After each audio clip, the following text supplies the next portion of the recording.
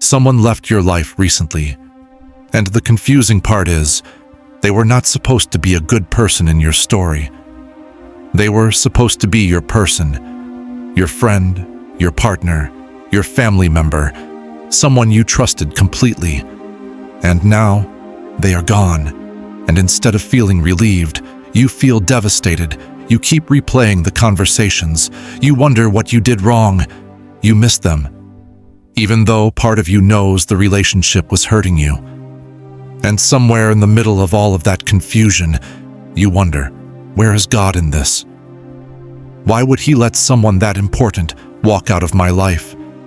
And what if some exits are not accidents? What if some of them are the gardener's hands? Stay with me, because what I am about to show you in Scripture will completely change how you see every person who has ever left your life, including the ones who are leaving right now. Because Jesus, the night before He died, sat with His closest friends and said something about relationships that most people have never heard preached. Something about why some people are removed from your life. Not as punishment, not as abandonment, but as one of the most intentional acts of love God ever performs. Let me acknowledge something first. Losing people hurts. It does not matter if the relationship was toxic. It does not matter if you knew it was unhealthy. The human brain does not distinguish between the pain of losing a good relationship and the pain of losing a harmful one. Grief is grief. Loss is loss. And the loneliness that comes after, the silence where their voice used to be, the empty chair, the deleted contact, that is real pain. And God is not asking you to pretend it is not. Psalm 55:12-14, David wrote this about a betrayal from a close friend. If an enemy were insulting me, I could endure it. If a foe were rising against me, I could hide. But it is you, a man like myself, my companion, my close friend with whom I once enjoyed sweet fellowship. David, the man after God's own heart, wrote about the specific pain of losing someone close. He did not spiritualize it away. He sat in it, he named it, and so can you. Before I show you what God is doing in this removal, I need you to know, your grief over this person is not weakness. It is evidence that you loved them, and God honors that. But here is what I need you to understand. There is a difference between someone leaving your life and God removing someone from your life. And the difference changes everything about how you process the loss. Because if God is the one doing the removing, then what feels like loss is actually something else entirely. Let me show you what Jesus called it. John 15, the night before the crucifixion. Jesus gathered His disciples, and He used an image they would have recognized immediately. A vineyard. John 15, 1-2. I am the true vine, and my Father is the gardener. He cuts off every branch in me that bears no fruit, while every branch that does bear fruit He prunes, so that it will be even more fruitful. Read that again carefully. Two things happen in a vineyard. First, branches that bear no fruit are cut off entirely. Second, branches that do bear fruit are pruned. Not because they are failing, because they are growing. Pruning is not punishment. Pruning is preparation for a greater harvest. Now apply this to your relationships. Some people in your life were branches that bore no fruit. They took without giving. They drained without filling. They pulled you toward who you used to be instead of who God is calling you to become. And God, as the gardener, removed them. Not because He does not care, because He does. But here's the part most people miss. Even the fruitful branches get pruned. Sometimes God removes people who are genuinely good for a season, because that season is over. Not because they were toxic, not because you failed, but because you are growing into something that requires a different kind of environment. And the gardener knows what the branch needs better than the branch does. But I want to address something directly. Because right now, some of you are thinking, what if I am the branch that was cut off? What if I am the one who caused the loss? What if this is not God removing someone from me, but God removing me from someone else's life? This question is one of the most important questions in this video, and the answer will surprise you.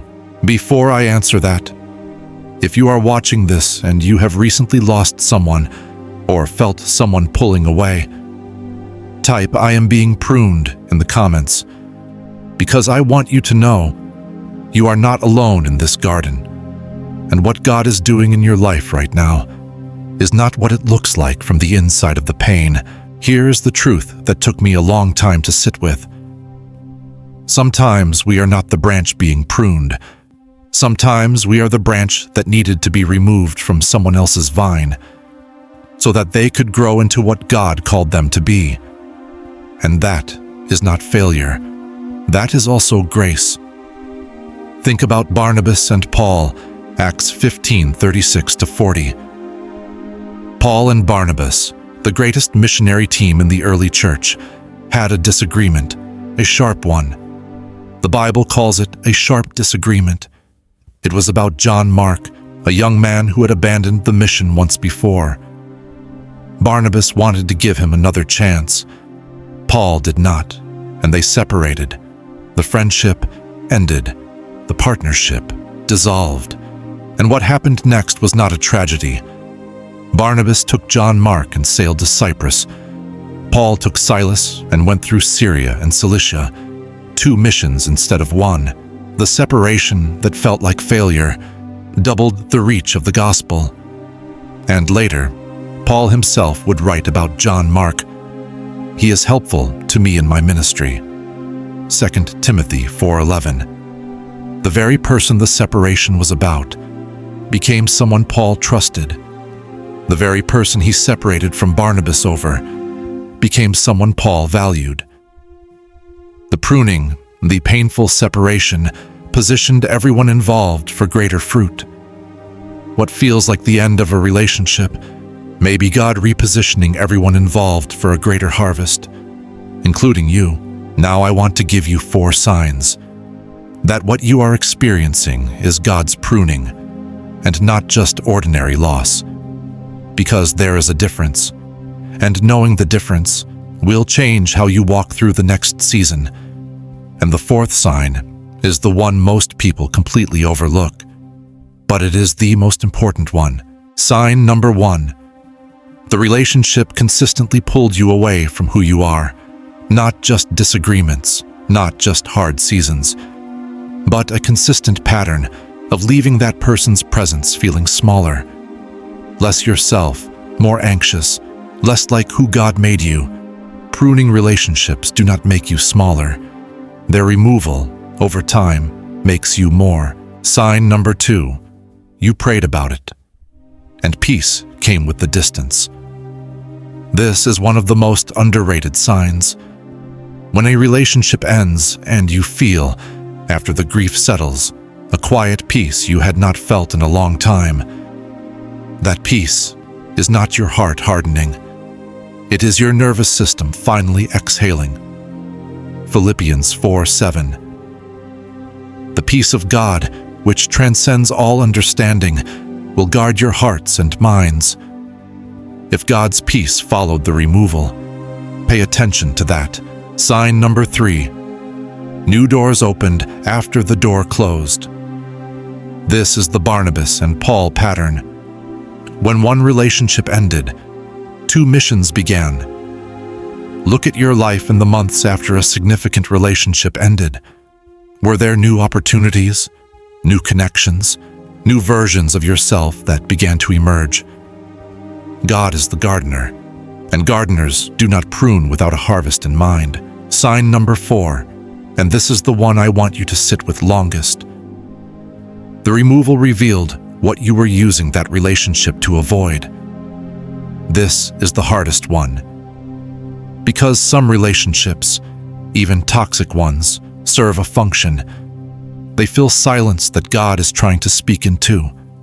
They fill time that God is trying to use for transformation. They give us an identity, even a painful one, that we have become comfortable wearing. And when God removes them, the silence is not emptiness. It is space. Space for Him to say what He has been waiting to say to you, without the noise of that relationship drowning it out. John 15:4. Remain in me, as I also remain in you. No branch can bear fruit by itself. It must remain in the vine. The gardener did not prune you so you would be alone. He pruned you so you would remain in Him. And in Him is where the fruit grows. Let me close with this. In a vineyard, the pruned branch does not understand what is happening. It only feels the cut. It does not see the gardener's hands. It does not know what the gardener knows. It only experiences the loss of what it was holding on to. And then, spring comes, and the fruit appears, no more than before, fuller than before, because of the cut, not despite it. You are somewhere in that process right now. Maybe the cut is fresh. Maybe you are still in the winter of that loss. The silence of a friendship that used to fill your days. The absence of a voice that used to know your name. I want to say to you, the gardener is not finished. He did not cut to leave you bare. He cut because He saw what was coming, and He needed you ready for it. If what you are experiencing is more than loss of relationship, if the grief has become something heavier, please reach out to someone you trust. A friend, a pastor, a counselor. God works through people. He always has. If today reached you, save this video. Come back to it in the seasons when loss stops making sense, and share it with someone who has recently lost a relationship. They do not know how to grieve. Because they need to know, the gardener is not punishing them. He is preparing them. And spring always follows the cut.